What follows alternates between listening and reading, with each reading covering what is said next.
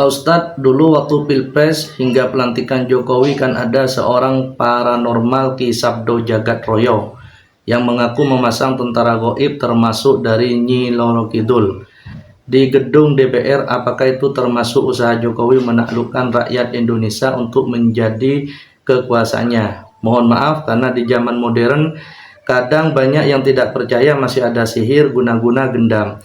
Bagaimana seseorang untuk keluar dari pengaruh kekuatan tersebut? Saya lihat di YT, bahkan paranormal tersebut memperlihatkan kontrak kerja untuk menagih pembayarannya. Mengerikan sekali kalau ilmu itu untuk mempengaruhi rakyat Indonesia. Baik, assalamualaikum saudaraku dimanapun kalian berada. Jumpa lagi sekarang dengan saya. Kali ini kita akan membahas pertanyaan dari saudara kita, yaitu Al-Fakir.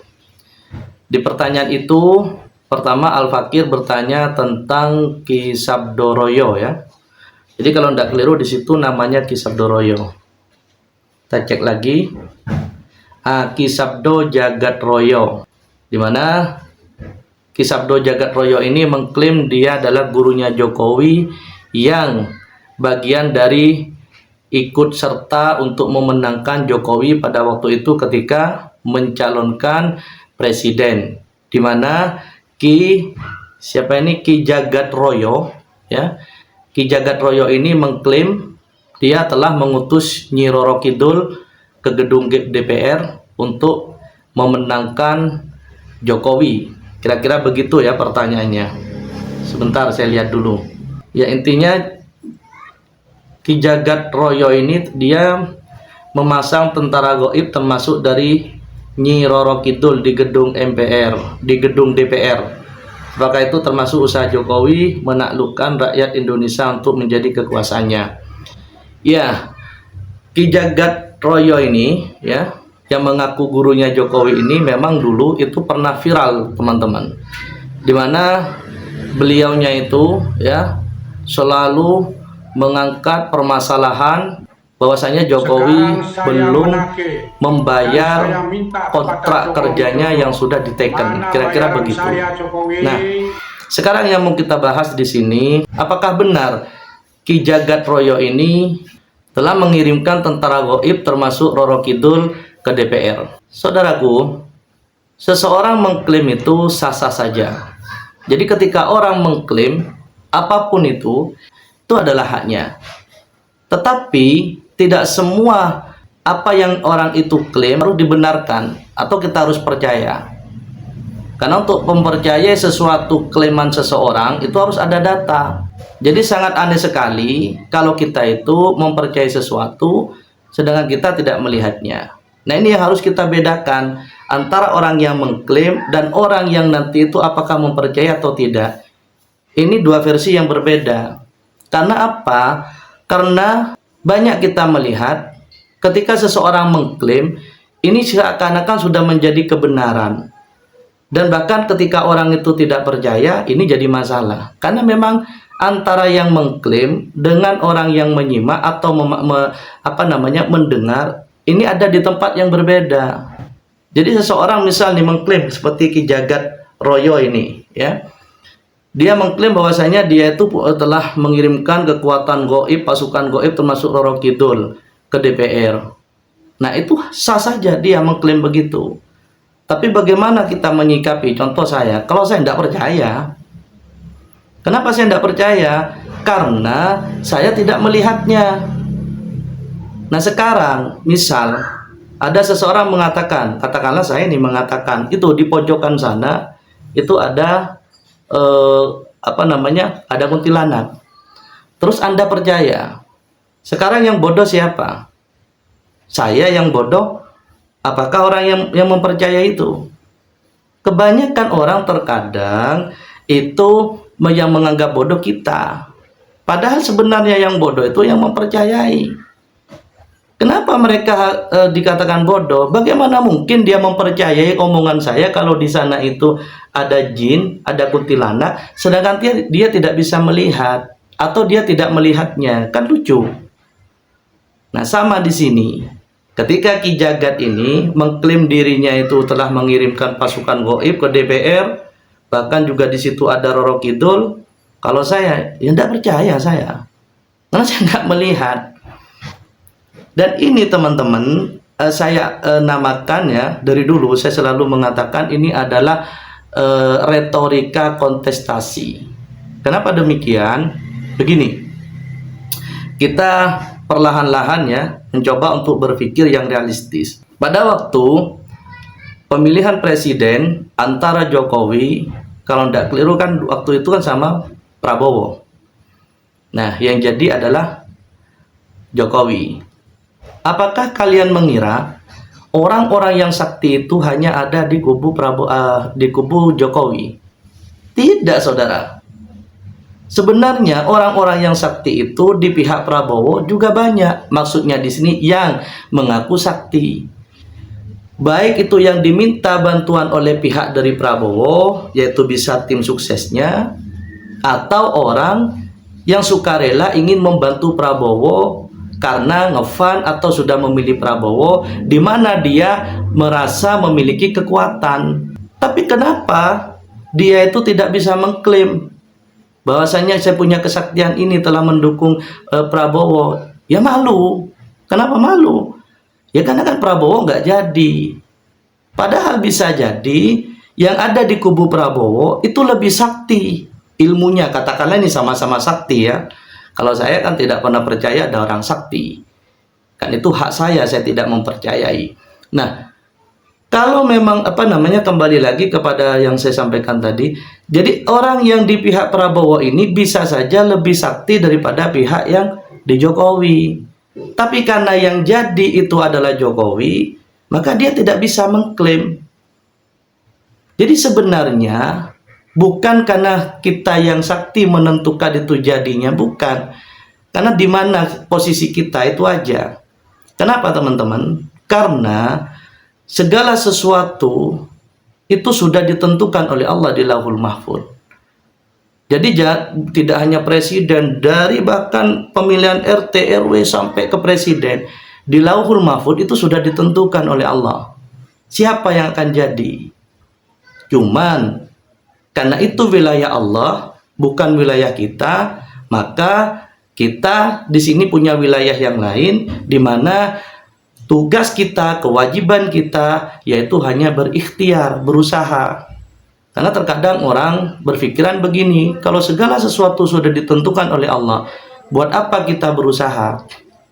Padahal ketentuan Allah itu wilayah Allah. Wilayah kita yaitu ikhtiar, berusaha. Karena kita tidak tahu apa yang sudah Allah tentukan, ini kuncinya. Nah, jadi ini tips juga ya untuk orang yang mungkin mau menjadi orang sakti. Sebenarnya kalau mau jadi orang sakti itu mudah. Misal nih, saya di sini, saya katakanlah baru belajar jadi paranormal, atau saya baru belajar menjadi orang yang ingin mengklaim diri saya sakti, padahal saya masih amatiran, atau bahkan katakanlah saya ini hanya banyak trik sulap. Nah, terus ada pemilihan presiden. Nah, bagaimana supaya saya ini nanti dilihat oleh orang-orang itu sakti? Maka sebelum saya menentukan pilihan saya kepada presiden, saya harus memiliki ilmu data survei. Itu caranya teman-teman. Ya. Jadi kita itu cuma di sini mendata dulu. Pendekatan data apa yang harus kita miliki? Ya semakin banyak data kita, semakin bagus data kita, maka itu menentukan nanti siapa yang bisa kira-kira itu menjadi presiden. Nah, apa gunanya ini? Begini, katakanlah ini ada pemilihan presiden ya, ini ada kemarin. Nah, kayak Prabowo, kayak Anies ya. Padahal di Anies ini kan ada namanya Abah Aus itu ya, kalau tidak keliru. Dia itu kan umatnya mengklaim jutaan. Tapi karena Anies kalah, dia nggak bisa mengklaim kehebatannya. Coba Anies menang. Apalagi dia memenuhi syarat ya untuk dikatakan orang sakti. Mana dia mengaku mursyid, dia punya umat jutaan, terus Anies menang. tambah bisa dia mengklaim bahwasanya dia memiliki keistimewaan. Nah, tapi ketika Anies kalah, maka tidak bisa dia klaim. Nah, bisa jadi yang di pihak Prabowo itu ilmunya ecek-ecek. Tapi karena dia itu menang, maka dia bisa mengangkat dirinya kalau dia sakti. Nah, kembali kepada cara tadi yang mau saya ceritakan atau saya sampaikan itu. Nah, ketika kita sudah memiliki data yang otentik menurut analisa kita ya, bagaimana caranya? Misal nih, saya ingin menjadi orang yang terkesan punya kekuatan atau saya punya kesaktian nih ceritanya. Nah, maka langkah yang harus saya lakukan, bukan saya ini langsung memilih siapapun yang datang, oh saya senang Anies, misal. Saya harus bertapa, saya harus di sini berpuasa. Ya bodoh saya. Ya kalau nanti itu menang, kalau enggak. Karena mau kita bertapa seperti apapun, itu namanya masih cara gambling. Jadi masih di sini itu kita masih cara untung-untungan. Ada cara yang lebih hebat gitu. Bagaimana caranya? Nah, kita data, kita harus cari ini siapa kira-kira yang punya potensi menang. Nah, kalau saya ini, maka saya lebih cenderung kepada Prabowo. Kenapa kepada Prabowo? Walaupun pada waktu itu Anies itu memang data surveinya tinggi ya, katanya begitu. Satu, Prabowo ini sudah beberapa kali dia itu nyalon. Dan dia sudah punya masa tetap. Orang-orang di mana yang memang sudah tidak bisa lagi dipengaruhi agar pindah pilihan. Itu dia sudah punya pasar istilahnya. Nah, ditambah lagi di sini ada Jokowi, yaitu Gibran di sini. Nah, dalam ilmu politik kekuasaan ini tidak bisa kita itu pungkiri bahwasanya kekuasaan itu memiliki pengaruh yang luar biasa. Maka saya sudah menemukan nih Prabowo. Jadi saya ini cuman bermodalkan bagaimana orang-orang itu tahu kalau saya ini memilih Prabowo. Dengan embel-embel atau emblem saya ini memiliki kekuatan supranatural. Selesai. Nah, tinggal bejo tidaknya saya, analisa saya kalau benar itu, maka saya bisa mengklaim. Bukan di sini kalau memang saya sakti, maka itu akan jadi. Bukan begitu cara berpikirnya. Tapi kalau saya analisa, saya benar bahwasanya Prabowo ini jadi, sudah pasti klaiman saya ini ngikut. Gitu loh. Nah, jadilah Prabowo. Baru karena sudah orang tahu kalau saya milih Prabowo, silakan. Topik apa ini yang mau saya angkat? Apakah kekuatan keris? Apakah saya punya kekuatan pasukan gaib yang sudah saya luncurkan untuk membantu Prabowo? Maka orang sudah percaya. Karena orang-orang tahu saya dukung Prabowo dan Prabowo menang. Tapi kalau dari pihak Anies, walaupun betul-betul ini dukun asli, sudah bertapa kemana-mana, dia betul-betul melakukan ritual yang tidak semua orang lakukan untuk memenangkan Anies. Mau cerita? Ya enggak bisa, kan Anies kalah. Jadi begitu teman-teman.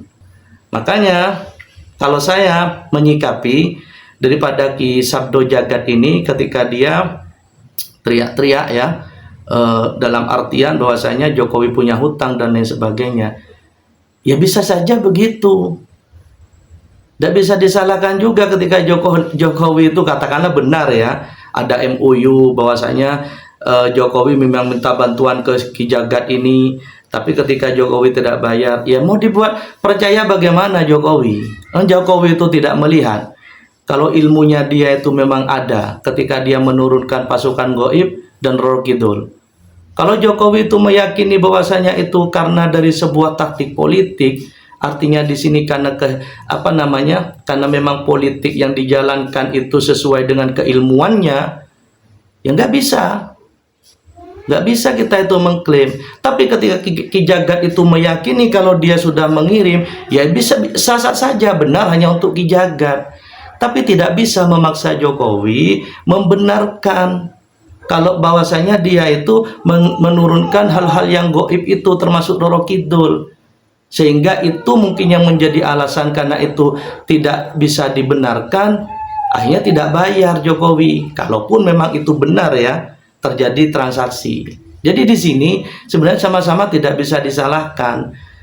Ki Jagat tidak bisa disalahkan karena dia berhak punya klaim, walaupun salah ya, walaupun tidak benar, katakanlah begitu, karena memang mau gimana kita bisa membenarkan. Sedangkan Jokowi ya juga tidak salah. Kalau dia tidak percaya, dia tidak melihat.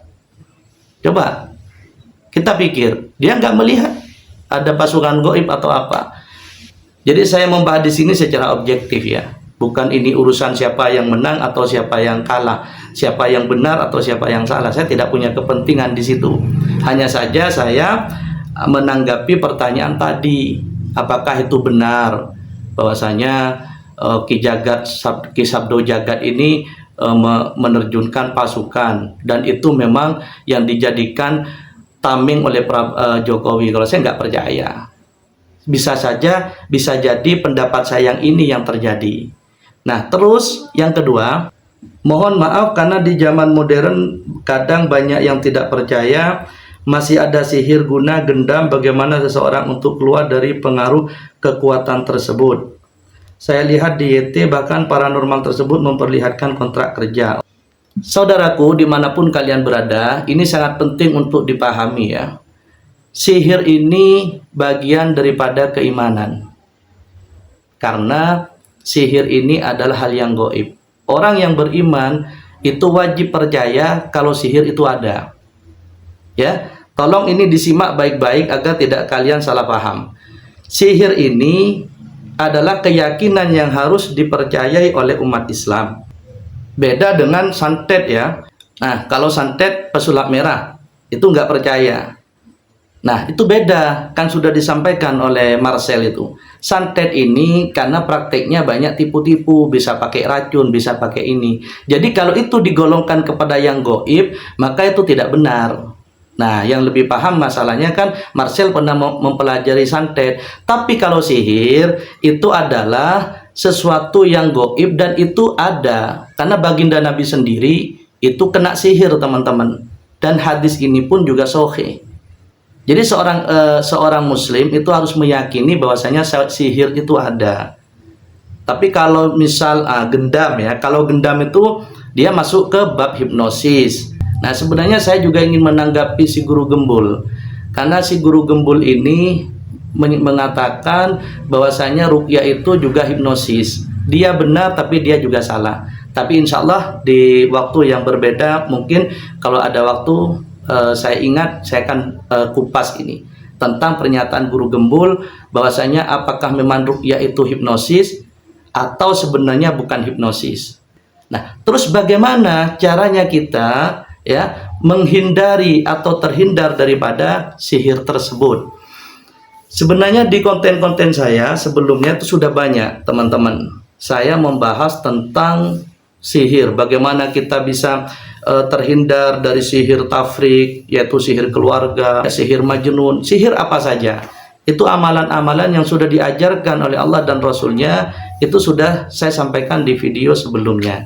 Tapi karena ini ada pertanyaan lagi, intinya supaya kita bisa terhindar daripada sihir tersebut, maka pertama ini simpelnya saja ya. Ketika kita sholat, baca ayat kursi sekali, Al-Ikhlas 3 kali, Al-Falaq 3 kali, An-Nas 3 kali. Terus lakukan zikir pagi dan petang, yaitu Al-Maksurat, dan perbanyak membaca Al-Quran. Dan intinya jangan sekutukan Allah dengan apapun, teman-teman. Nah, inilah insya Allah kalau ini kita lakukan, karena ini sudah ada jaminan dari Allah, barang siapa yang membaca ayat kursi tiap sholat ya, maka dia ketika dibaca pagi hari, maka dia oleh Allah dilindungi selama sehari penuh itu dari kejahatan jin dan manusia. Ketika kita membaca di sore hari, maka Allah lindungi kita dari kejahatan jin selama semalam. Apalagi tiap sholat kita baca, maka insya Allah sihir apapun itu tidak akan mengenai kita, kecuali kita sudah kena duluan. Maka kalau kena duluan, bedakan ya antara kena duluan dengan pencegahan. Kalau kena duluan terus kita baca itu dan tidak keluar, maka jangan salahkan bacaannya. Karena apa? Karena tiap orang memiliki power yang berbeda-beda tergantung ketakwaannya kepada Allah. Maka kalau kita sudah kena sihir dulu, ya kita libatkan ahlinya, atau kita coba dulu dengan ruqyah mandiri, dan itu sudah saya jelaskan di konten saya sebelumnya. Nah, tapi kalau kita tidak pernah kena hal-hal seperti itu, masih free ini, dan kita ingin menjaga diri, itu namanya doa-doa perbentengan. Maka bacakan ayat-ayat seperti ayat kursi, Al-Ikhlas, Al-Falaq, An-Nas tadi yang sudah saya sampaikan. Begitu teman-teman. Semoga ini bermanfaat ya. Mohon maaf dan terima kasih banyak. Assalamualaikum warahmatullahi wabarakatuh.